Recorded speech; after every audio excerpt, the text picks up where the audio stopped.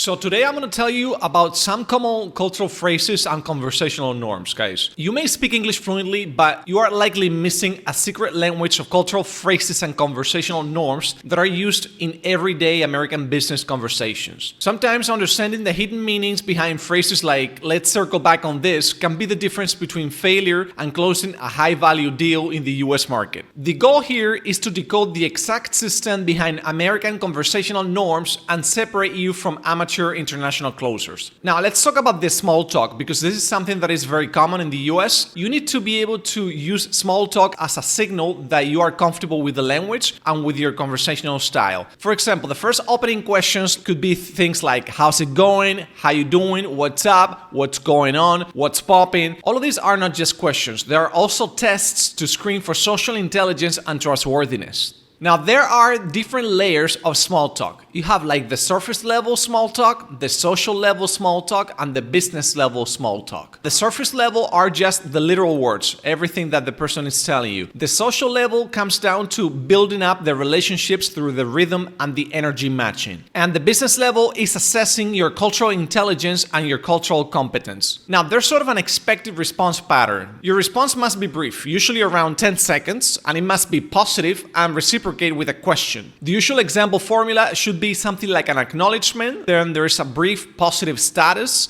and then there's a redirect question. Now, for example, a good response could be something like, going well, thank you for asking. Busy morning, but good momentum. How are things going with you? Now, a wrong response would be something like a 3-minute story of your problems or a 1-word answer like fine. All of these are wrong because basically you are extending too long on like an irrelevant thing, or you are showing that you don't care about building up the report. Now, another thing is that you need to match the energy of the prospect. So if there's a mismatch, this can create easily a discomfort or signal disinterest for the prospect. Now, there could be many variations. You could have West Coast variations, East Coast variations, or Southern variations. For example, like in the West Coast, they could be more casual, like, hey, what's up? What's going on? On the East Coast, they could be more formal. In the South, they could extend their small talk even longer. Now, let's talk about the way that you should be expecting to get the no's from the US prospects, okay? Basically, the idea here is that Americans have a complex system for saying no politely without direct confrontation. So phrases like, that's interesting, are often rejections, not compliments. So you need to be able to spot all of those. Now, if you want to get deeper into this, I broke it down into like 5 different levels of disagreement. Now, the first level could be something like a neutral deflection. So something like, that's one way to look at it. They basically don't want to say that it's not a bad idea or it doesn't work for them. Okay, you know what? That's a way to look at it. So they're being neutral. Now, the second level would be a polite postponement. So they could say something like, let me just get back to you on that. Another level could be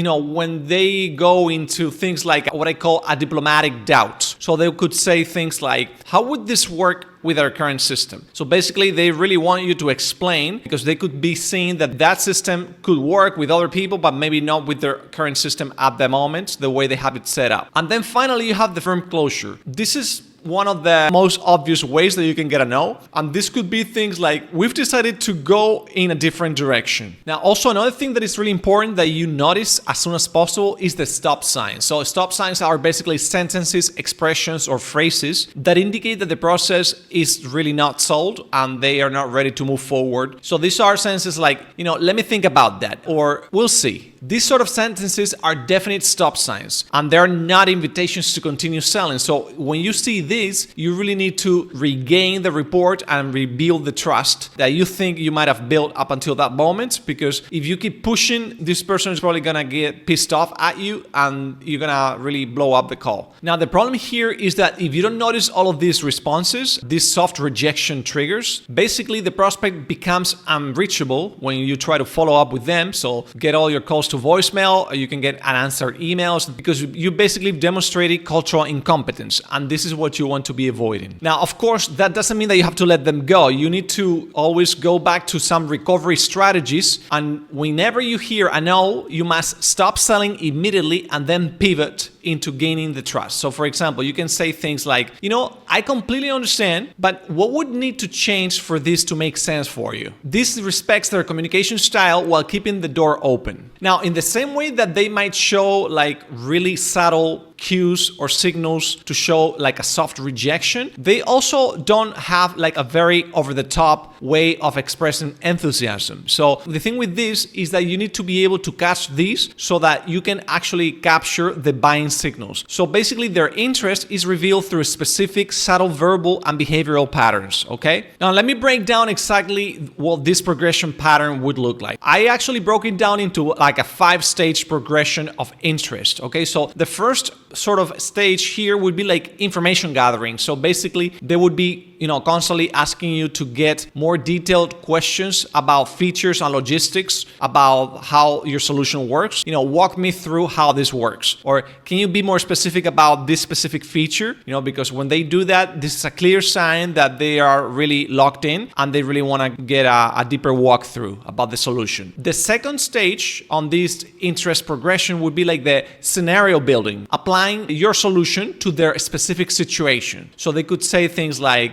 in our case, I think the best way that we would make use of this would be this such and such, right? So you want to be able to, that's a clear sign that they're already thinking how your solution could match their current situation. Now, another stage here would be the stakeholder mention. Here, they would be introducing other decision makers. They could say things like, I'll need to run this by my business partner. Another stage could be the timeline discussion, where they would be basically talking about implementation schedules. They are already thinking, okay, I think this works, but how do I actually make it happen with the current schedule that I have in my head right now? And then another stage that shows clear interest would be the implementation planning. So basically discussing practical next steps. Now, another thing that you need to be watching out for here would be key buying signals disguised as questions. For example, let's talk about hypothetical questions. This could be things like, what would happen if we needed to scale this up quickly? In this case, what they're doing is they're mentally rehearsing the purchase. Another type of buying signal question that you could find here would be concern questions. So this could be things like, what's the biggest challenge clients face during implementation? So this is indicating serious consideration and not rejection. You should be looking out for specific language to spot if they are ready to actually be pitched or to close the deal. So, for example, you should listen for a shift from conditional language to a more definitive future tense language. So this could be going from if we implement this to when we implement this, this could happen, right? So this is exactly the kind of language that you should be expecting. Now, the ultimate green light would be when they ask you about your process or your timeline. So this could be things like, what's the next step here? Whenever you hear this, it's time to stop presenting and start closing immediately. When it comes to their objections, American objections are rarely about what is explicitly stated. I need to think about it as a final chance to address a deeper unstated concern. So whenever you come across the objection, I need to talk to my partner, that often means that I don't trust you enough to make this decision alone. And the real issue is confidence, not authority. Now, another subtle strategy that you need to be actually paying attention to is what I call the concern stacking. So this is basically when they give you an objection as a smoke screen, like as a surface level objection, and then you need to actually go a little bit deeper to actually find the real objection. So basically in this case, they present an easy objection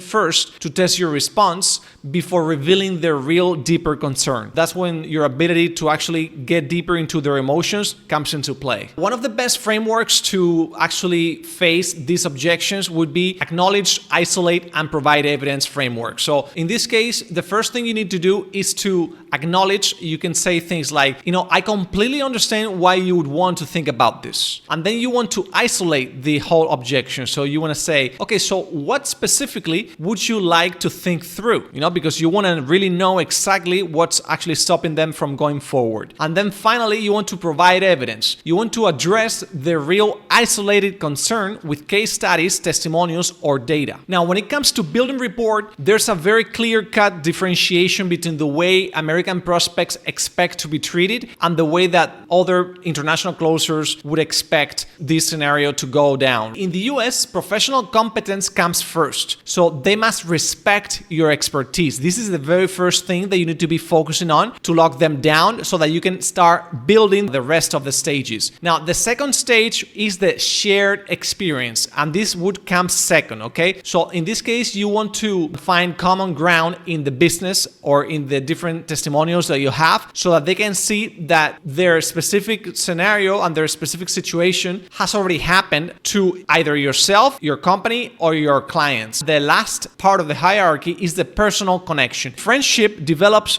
only after credibility has been established. And this is like one of the biggest hurdles that I have seen from international closers, because usually like in Latin cultures, for example, or in Romance cultures, basically we are used to building the personal connection too fast, spending too much time on building this personal connection at the beginning, but this could sound unprofessional for US prospects. Now, a few other problems that I have found in a lot of international closers is oversharing personal information. So if you share too much and too many details about your personal life, this could very easily make Americans feel uncomfortable. So you need to actually pay attention to this part. Now, another big problem that I found is asking too many intrusive personal questions. Now, this could very easily and very fast cross any kind of professional boundaries. So you really need to pay special attention to this. And then finally, another thing that I found is trying to be their friend and not their advisor. US prospects, they value competence over companionship from a salesperson. You need to be their advisor and not their friend. When you give out compliments to the prospect for something,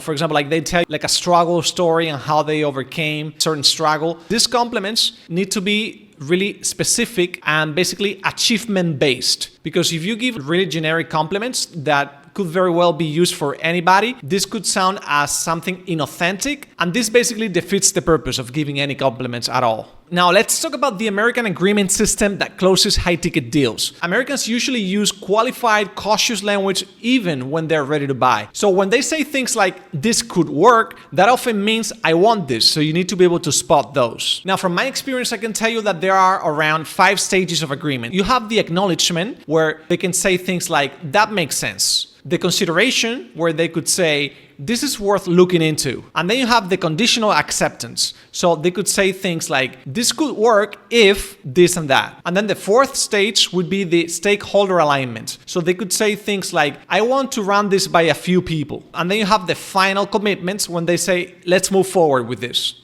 Now, you need to pay attention to what I call the micro agreements as buying signals. Agreeing to smaller steps, like a demo or a proposal, are tests of their own comfort level and signals of increasing commitments. So you need to be able to recognize and reinforce them. You need to have a clear-cut differentiation between the separation of decision-making and relationship. So basically, Americans can like your personality, but still say no if your business case doesn't make sense for them, right? So you want to focus on demonstrating value and not just building friendship. Now, let's think about a situation where there's a closer that's supposed to be closing a $50,000 deal on the table, right? And this section will provide you with a detailed line-by-line breakdown of a real sales call showing every principle in action. Let's start with the perfect small talk. So in this case, the closer matches energy and follows the response formula. So the next thing that this closer did right was recognizing buying signals. Another thing that this closer did right was respecting cultural norms. So in this case, he handled the run this by my team objection by offering support and not pushing back. And then on the final close, he responds to the ultimate buying signal, which was the question, what's the next step, by immediately outlining the process and confidently handling the final hesitations. Now, what I want you guys to do is to go to the sales library. I want you to pay attention to the cultural signals, the soft rejections, the buying signals in your next conversation, and respond with the appropriate decoded strategies. Remember that mastering this system allows you to not just close more deals, but to become the type of international closers that American companies are actively seeking and value every single day.